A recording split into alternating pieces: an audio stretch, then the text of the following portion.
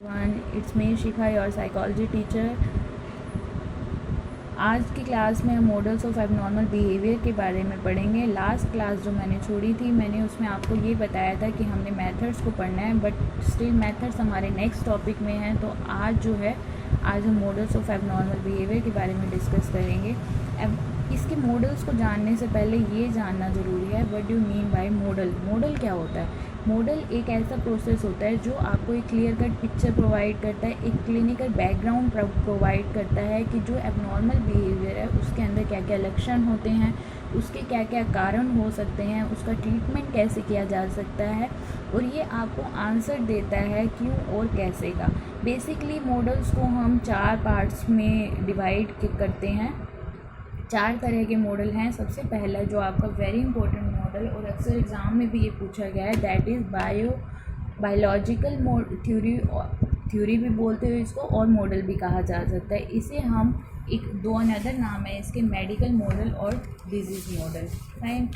और इसके अलावा जो हम इसके एक्सप्लेनेशन है 2 लेवल्स के ऊपर करते हैं। सबसे पहला है सेंट्रल नर्वस सिस्टम, और सेकंड है imbalance of biochemical process. Central nervous system का मतलब है जब पहले स्तर के अकॉर्डिंग या पहले लेवल के अकॉर्डिंग अगर मैं इसको डिस्कस करूं, तो इन्होंने कहा कि जो एबनॉर्मल बिहेवियर है वो ब्रेन के अंदर कुछ गड़बड़ होने से पैदा होता है।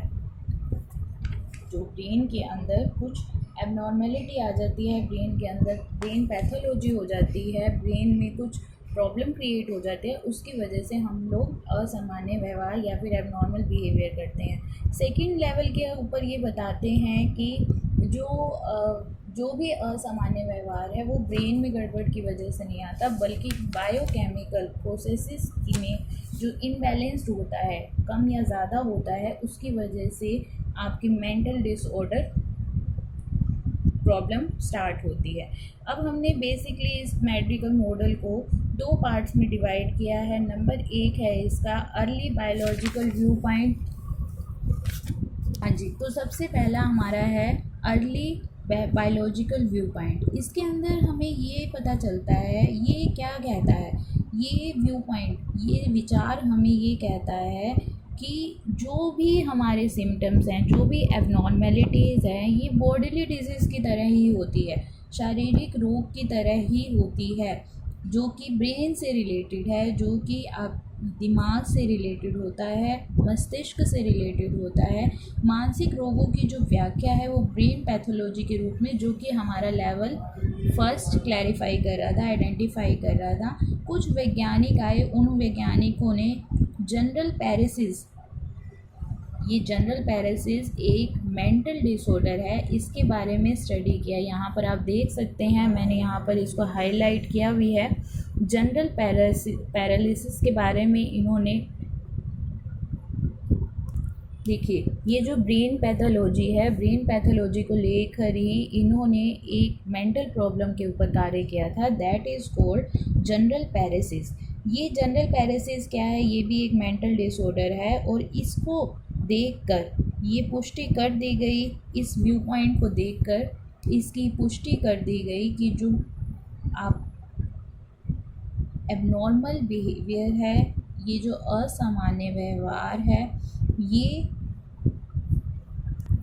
इसमें सबसे पहले हाथ और पैर आप कमज़ोर हो जाते हैं, कमज़ोरी का अनुभव होता है, और इसके साथ साथ डिल्यूज़न, जो कि एक साइकोलॉजिकल प्रॉब्लम है, डिल्यूज़न और हेल्यूसिनेशन, ये प्रॉब्लम्स पैदा होती हैं।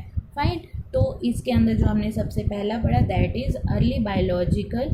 इसके साथ साथ क्रैपलिन आए। क्रैपलिन एक ऐसे मनोविश्लेषणात्मक, या फिर आप इनको मनोवैज्ञानिक बोल सकते हैं, ये मनोचिकित्सक हैं। क्रैपलिन ने ये बताया, इन्होंने बहुत इम्पोर्टेंट रोल प्ले किया। इन्होंने एक अपनी बहुत ही अच्छी पुस्तक भी लिखी जो काफ़ी फेमस भी हुई थी। इन्होंने ब्रेन पैथोलॉजी के ऊपर बहुत फोकस करा, और ये भी बताया कि जो आपके मेंटल डिसऑर्डर हैं उनको किस तरह से क्लासिफाई किया जाता है। आपको पता हो तो जितने भी एबनॉर्मल बिहेवियर हैं जितने भी आपके डिसऑर्डर्स हैं जो कि that is which is related to psychological problems, उनको DSM-4 के अंदर एक्सप्लेन किया गया है। ये DSM-4 के diagnostic statistical manual for mental retarded, fine. और जो इसका बेस है वो क्रैपलिन ने ही तैयार किया था, उन्होंने क्लासिफिकेशन सिस्टम के द्वारा इसका बेस तैयार किया था। अब इसके बाद आता है आपका second point, that is modern biological view point.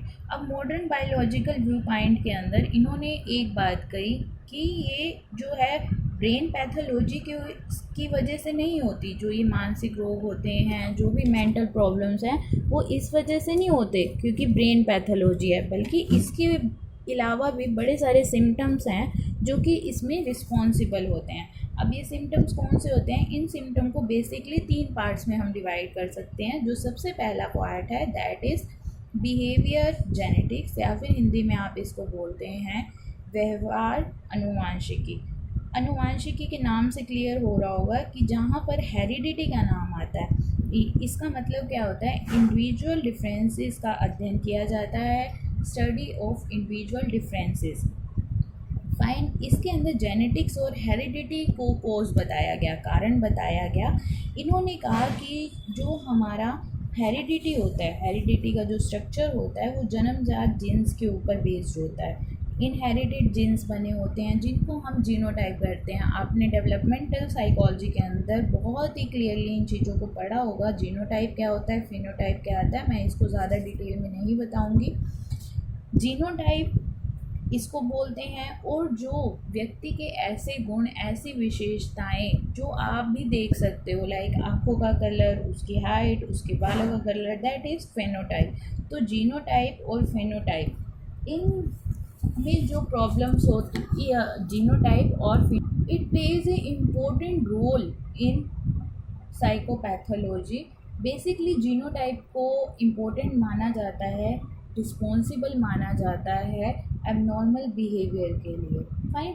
आपके जाइगोट होते हैं, जाइगोट के बारे में हम लोगों ने बहुत ज़्यादा डिटेल में पहले भी पढ़ा है कि 46 क्रोमोसोम्स होते हैं ह्यूमन बॉडी में, जिसके ऊपर हज़ारों जीन्स होते हैं। इन जीन्स के द्वारा ही जो माता पिता के गुण हैं बच्चों के अंदर ट्रांसफ़र होते हैं, और इसी को हम हेरिडिटी बोलते हैं। और जो ये ट्रांसफॉर्मेशन होता है, इसी से विशेषताएं भी आती हैं। तो अगर इनके अंदर कुछ प्रॉब्लम्स आ जाती हैं तभी असामान्य व्यवहार उत्पन्न होता है। अब आपको थोड़ा सा एक्सप्लेन यहाँ पर करना होगा। जब तक आप स्टडीज़ को कोट नहीं करेंगे तब तक आपको मार्क्स नहीं मिलेंगे। देखिए यहाँ पे मैंने एग्जांपल्स लिखे हैं। नील ने 1980 में एक स्टडी करी सिजोफ्रेनिया डिसऑर्डर्स वाले लोगों के ऊपर, और उन्होंने पाया कि जिनके केस हिस्ट्री में, मतलब जिनके फैमिली रिलेशन में सिजोफ्रेनिक लोग थे, सिजोफ्रेनिया उन्हीं को हुआ था। That is also a psychological disorder. इसके अलावा पैकल ने 1982 में डिप्रेशन के लोगों पर स्टडी किया, और इन्होंने भी अपने रिजल्ट में सेम पाया। इसमें से क्लोनिंगर 1986 में अल्कोहलिज्म पे इन्होंने अध्ययन किया कि जो हेरिडिटी है इसके अंदर मेन रोल प्ले करती है। जिनके पेरेंट्स अल्कोहल के एडिक्शन होते हैं, वो उनके आगे बच्चे भी अल्कोहलिज्म ही को अडॉप्ट करते हैं, फाइन। अब इसके अलावा भी इन्होंने हेरिडिटी को और ज़्यादा डीप स्टडी करने के लिए इन्होंने 2 मेथड्स और यूज़ करे, that is twin study method और फैमिली मेथड। फैमिली मेथड के अंदर इन्होंने फैमिली से गुपचुप तरीके से जाके पता किया कि क्या जो फैमिली के लोग हैं वो इन चीज़ों का यूज़ करते हैं, जिसकी वजह से दूसरे के ऊपर इसका असर हो रहा है। तो रिज़ल्ट्स बिल्कुल सिमिलर मिले। इन्होंने यही पाया कि फैमिली का अगर कोई पर्सन, क्योंकि गुण ट्रांसफ़र होते हैं, तो यहाँ पे हमने हेरिडिटी को ही मेन कोज बताया, इसीलिए इन्होंने यहाँ पे ये चीज़ को क्लियर किया, और जो ये स्टडी है इसके सपोर्ट में गई। इसके अलावा ट्विन स्टडी भी की। अब ट्विन के अंदर आइडेंटिकल और फ्रेटर्नल, मैंने आपको ये डिटेल में बहुत पहले बताया था कि आइडेंटिकल का मतलब होता है जब 2 सेम होते हैं, मतलब 2 भाई हैं 2 बहनें हैं, फाइन। फ्रेटर्नल का मतलब है कि एक भाई है और एक बहन है, हालांकि दे बोथ आर ट्विंस। लेकिन आइडेंटिकल का मतलब होगा सेम जेंडर, फ्रेटनल का मतलब होगा अपोजिट जेंडर। तो आइडेंटिकल ट्विंस में 100% ऐसे केसेस मिले जिसके अंदर अगर एक भाई या एक बहन सीजोफ्रेनिक है या आप जिसको मेंटल रिटार्डेड बोल सकते हो, तो 100% चांसेस है कि दूसरा भी उसका वैसा ही मिलेगा। लेकिन फ्रेटनल के अंदर ये चांसेस कम होकर 50% रह जाते हैं। ओनली 50% चांसेस रह जाते हैं कि अगर एक को कोई प्रॉब्लम है तो वो प्रॉब्लम दूसरे को भी मिलेगी। तो स्टडीज़ हमारी इस तरह से इसको सपोर्ट करती हैं। नेक्स्ट अब आपका है बायोकेमिकल इनबैलेंस इन ब्रेन। हमने ऊपर 3 तरह के रीजंस बताए थे, तो जो सेकंड है that is biochemical imbalance in brain. इसको मैं थोड़ा सा डिटेल में बताना चाहूँगी कि अभी मैंने कहा था कि आपकी हमारी बॉडी में कुछ ट्रांसमीटर्स होते हैं जो कि कुछ हार्मोन्स होते हैं, ट्रांसन्यूरोमीटर्स होते हैं जो कि रिस्पॉन्सिबल होते हैं तरह तरह के बिहेवियर के लिए, हमारी पर्सनैलिटी के लिए, इवन हमारे हाइट के लिए ऑल्सो। तो जब आप इसको डिटेल में पढ़ते हो तो आपको पता चलेगा कि सीजोफ्रेनिया या जिसको हम हिंदी में मनोविदालिता बोलते हैं, एक डोपामाइन नाम का न्यूरोट्रांसमीटर होता है और इन्होंने इसको बेसिकली डोपामाइन हाइपोथेसिस के नाम से एक थ्योरी भी दी। इन्होंने कहा कि जब डोपामाइन की मात्रा या डोपामाइन एक्सेस में हो जाता है, आपकी बॉडी में ज़्यादा अधिक हो जाता है, तो लोगों का व्यवहार सीजोफ्रेनिक हो जाता है और ऐसे सीजोफ्रेनिया के पेशेंट में पाया भी गया। फाइन। तो इस तरह से और कुछ औषधियाँ भी बनाई गई, ड्रग इफ़ेक्टेड कुछ औषधियाँ होती हैं इनका इलाज करने के लिए, लेकिन इन जो दवाइयाँ हैं इन ड्रग्स का साइड इफ़ेक्ट भी देखने को मिलता है। नेक्स्ट आता है बायोफिज़िकल थेरेपी। बायोफिज़िकल थेरेपी क्या होती है? थेरेपी इज़ रिलेटेड, जो थेरेपीज़ होती हैं, therapy is related biological interventions. ये क्या होती है? इसकी ये कई तरह की होती है। इसके अंदर बायोमेडिकल थेरेपीज़ आती हैं, डिसेंसिटाइजेशन आती है, इसमें एक पर्सन को नॉर्मल किया जाता है। कई तरह की होती है।